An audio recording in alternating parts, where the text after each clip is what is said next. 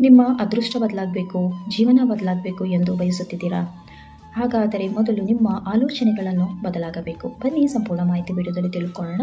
ಹರೇ ಕೃಷ್ಣ. ನಾನು ಗೀತಾ, ರೇಖಿ ಹಿಲ್ಲರ್ ಮತ್ತು ಕೋಚ್.